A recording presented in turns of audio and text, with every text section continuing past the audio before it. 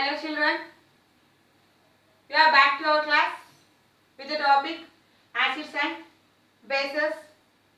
Till now we have learned about water acids and water bases and the properties of them. Now we are going to discuss about the acids and one more property, how the acids can be tested. For that activity, take one test tube, add lemon juice to that test tube and also marbles, or you can add eggshells. When we add eggshells to the lemon juice, what happens? Here the eggshell or marble releases some gases. What is that gas? How can you identify that gas? For that we have to test it with the matchstick. Take a matchstick, lighten it and bring the matchstick near to the test tube in which we have added lemon juice and also eggshell. When the glowing matchstick brought to the test tube, these glowing matchstick will extinguish, which stops burning. Stops burning. Why it stops burning? What is the gas present in the test tube? Further, see here. For the fire to fire it requires oxygen. Without oxygen, it will not fire. You know that we have already did that in our activities by the glowing the candle, and if you close that with a glass, it will stop burning. Why? Because there is no oxygen present around that glowing candle. So it will stop burning. Same here also. Here the gas which is released is the carbon dioxide. The gas which is released is the carbon dioxide. Means it will stop the fire. Stops the firing the matchstick. So how can you test? It is a carbon dioxide only. Why not any other gas? You may get that doubt.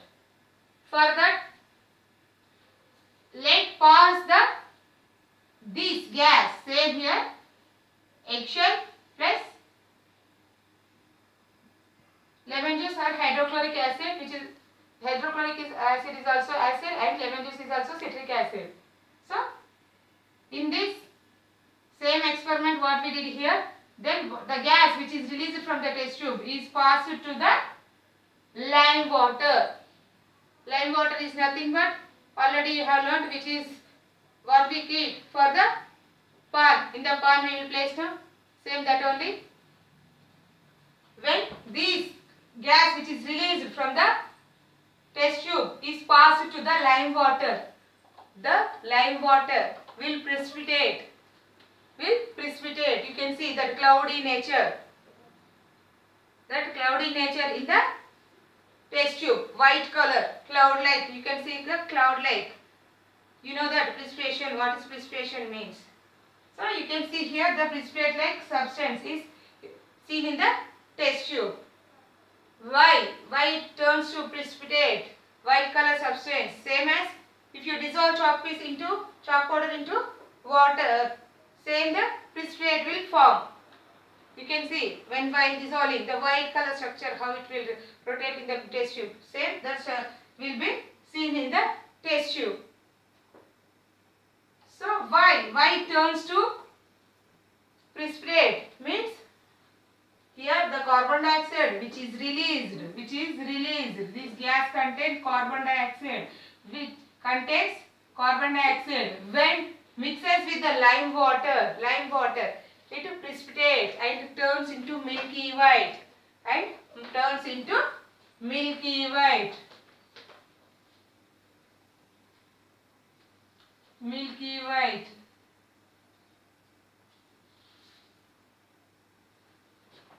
By this activity, you can say that the gas released is carbon dioxide.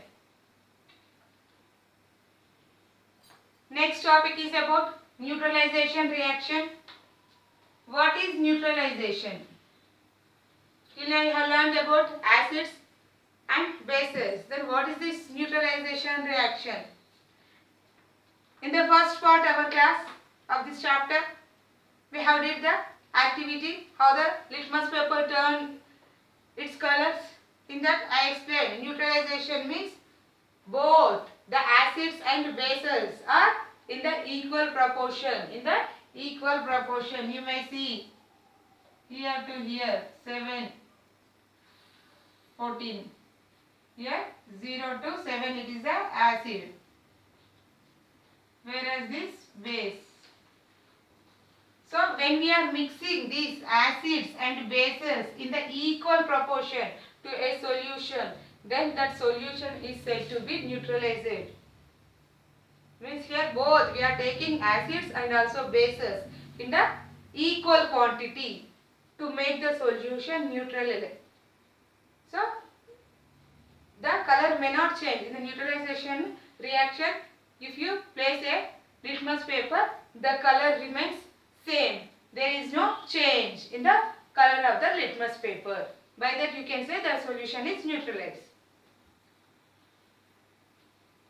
For that neutralization, to check the given solution, to check the neutralization reaction, first of all we have to take the hydrochloric solution into a test tube and add 10 drops of hydrochloric acid and add 2 drops of phenolphthalein solution into it. You know that when phenolphthalein is added to hydrochloric acid, it remains colorless in acids. It remains colorless in acids, whereas pink color in bases. If you add phenolphthalein to the bases, the solution turns to pink.